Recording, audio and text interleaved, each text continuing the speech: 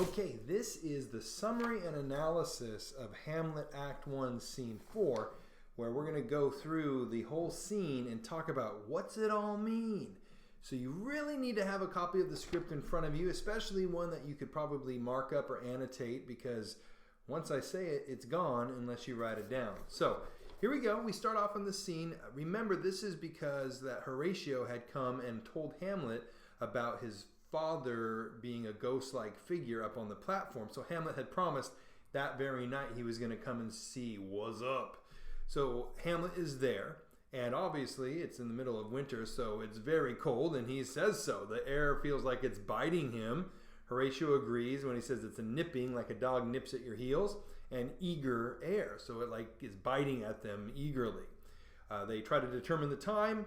I think it lacks of 12, and Hamlet's like, it's already struck 12, so it's after midnight, and we know from Act 1, Scene 1, that the ghost shows up at 1 o'clock. So Horatio says he didn't hear it, and then comments, it draws near the season wherein the spirit held his wont, which means a habit. Want means habit, to walk. So in other words, it's getting close to the time when the ghost appears. Then all of a sudden, from the distance, they can hear trumpets going, and ordnance is like a weapon, which in this case is probably a cannon being shot off. And if you remember earlier, also I believe in Act 1, Scene 1, Act 1, Scene 2, King Claudius had said that all night long they were going to have a little celebration, and every time he gave a toast, they were going to shoot off the cannon. So Horatio doesn't know this, and so he asks, what is up?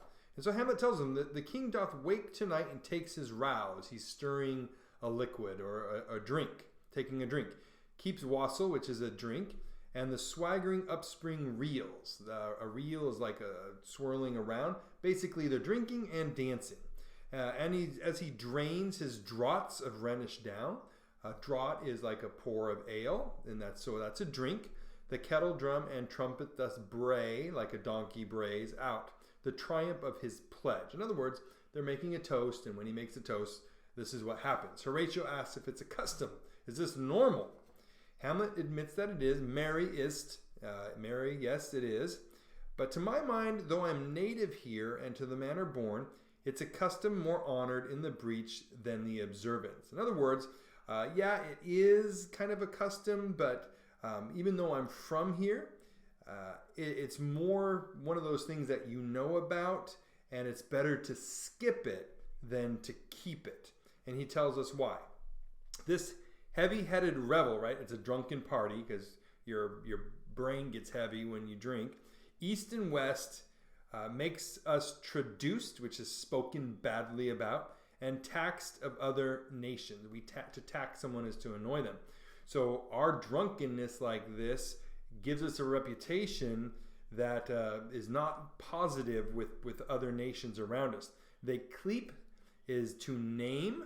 They name us drunkards, and with swinish, a swine is a pig, with swinish phrase, soil our addition.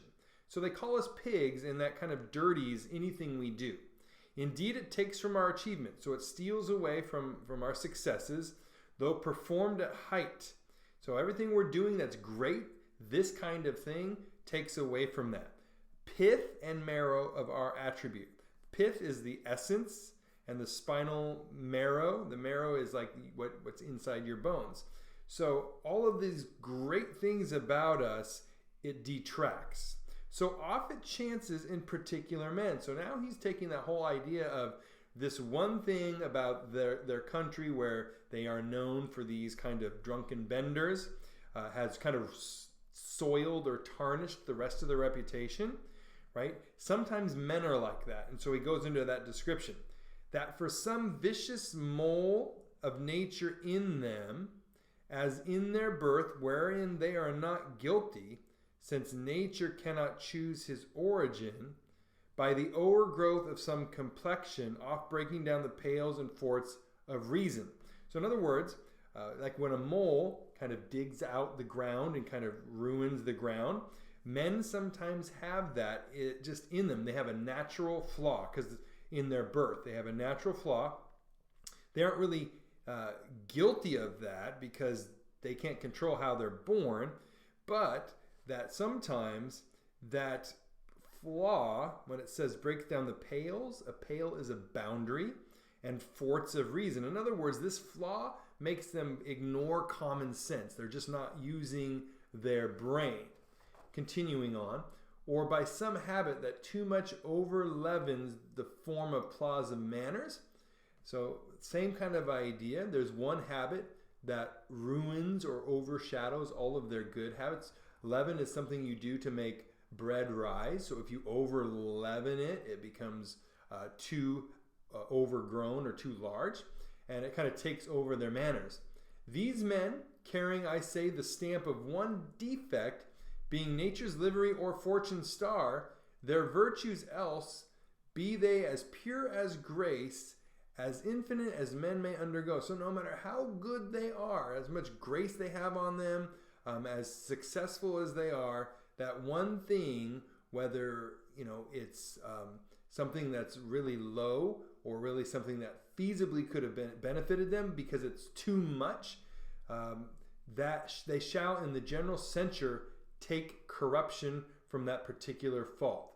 One bad thing outweighs all the good. The dram of ale, the drop of ale, does all of the noble substance of a doubt to his own scandal. So that one little thing puts everything else that person does into question. So you might think, is he just talking about now the nation's habit?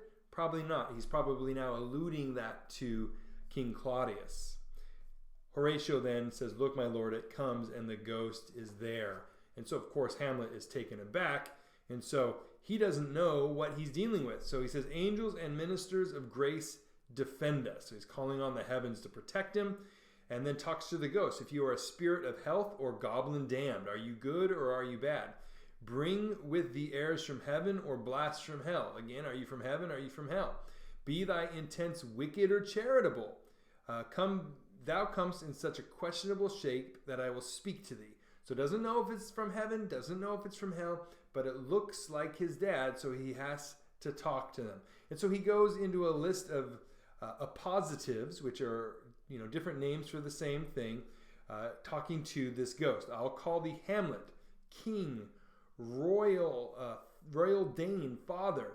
So he calls him all these names he might answer to and says, oh, answer me. Let me not burst in ignorance. In other words, don't let me die not knowing, but tell why thy canonized bones.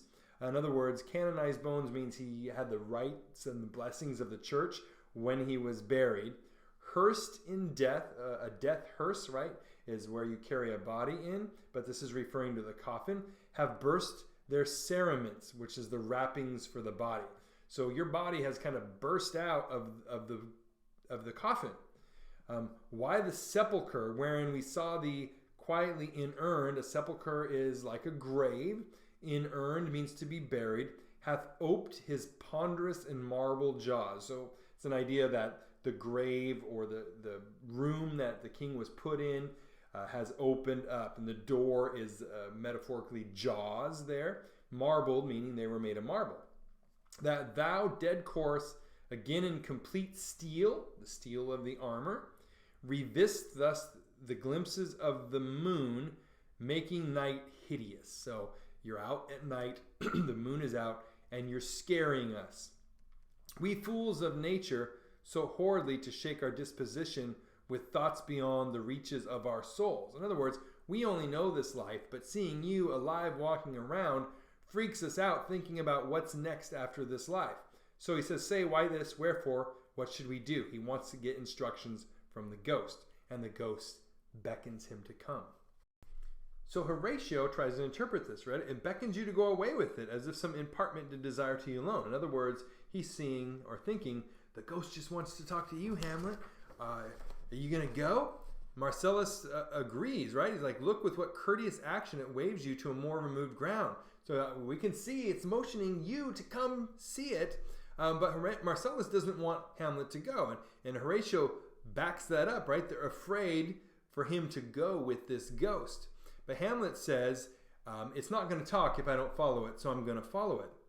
Horatio warns him again, do not, my lord. And Hamlet comes back to it with this line, Why? What should be the fear? I do not set my life in a pin's fee. A pin, right? Very small, not worth squat. In other words, I don't value my life at all, so why should I be afraid to lose it? And for my soul, what can it do to that, being a thing immortal as itself? I mean, it's a ghost. What's it going to do to my soul? It can't hurt me spiritually, so I'm going to follow it when it waves. So Horatio has some answers to that here. What if it tempt you toward the flood, which would be the ocean, or to the dreadful summit of the cliff that beetles over his base into the sea, right? He calls you over to the cliffs and pushes you over or attacks you. He assumes some other horrible form, which might deprive your sovereignty of reason and draw you into madness. Like, in other words, what if it calls you over there and turns into like some ghoul or some freaky deaky monster that makes your brain go, explode and freak you out and drive you insane. So they're worried about that. So think of it. The very place puts toys of desperation without more motive into every brain that looks so many fathoms to the sea and hears it roar beneath. So in other words, you're going to think all kinds of crazy things because you're going to be able to see the sea down there and the cliff, and it's just not a good situation. It's freaky. But Hamlet is like, it's still waving, I gotta go. And Marcellus and Horatio get kind of like in his face, right? Hold off your hands. Oh, he says, you shall not go. And Horatio's like, be ruled. Like, we're gonna rule over you. You shall not go. And Hamlet is like, get your hands off me.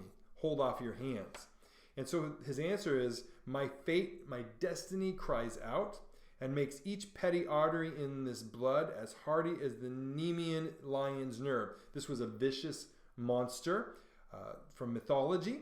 So everything in my body is steeled to do this. I'm like determined that this is going to happen. So unhand me, gentlemen, get your hands off of me. And he says, by heaven, I'll make a ghost of him that lets me, that tries to stop me. So I'm gonna take out anybody who gets in my grill. So I say away, go on, I'll follow thee. He's talking to the ghost, and he and the ghost go off. Horatio, he waxes, meaning he grows, desperate with imagination. He's kind of going crazy here. He's going off with this ghost. Marcellus says, let's follow. 'Tis not fit thus to obey him. We can't just let him do this. We can't obey him and let him go off with this ghost without having his back. And so Horatio says, have after, to what issue will this come? Like, what's going to happen? And then Marcellus says this pretty famous line, something is rotten in the state of Denmark, right? Something is not right in our country. And that's become kind of an idiom. Whenever like something just doesn't feel right in a situation, people will often say, something is rotten in the state of Denmark. Heaven will direct us, nay, let's follow him. So in other words, fate be our guides. We're going to just kind of follow this and see what happens. And there is the end of the scene. So I hope that helps understanding what's going on, what these guys are saying, and what they mean. There's other summaries and analysis for other parts of the play as well. So hopefully these will be a great resource for you. For watching. If you could subscribe to the channel, that would be so amazing. This is the rest of the Hamlet playlist that we currently have. And plus, here's some other perhaps interesting or even amusing other playlists we'd love for you to check out. Until next time, take care.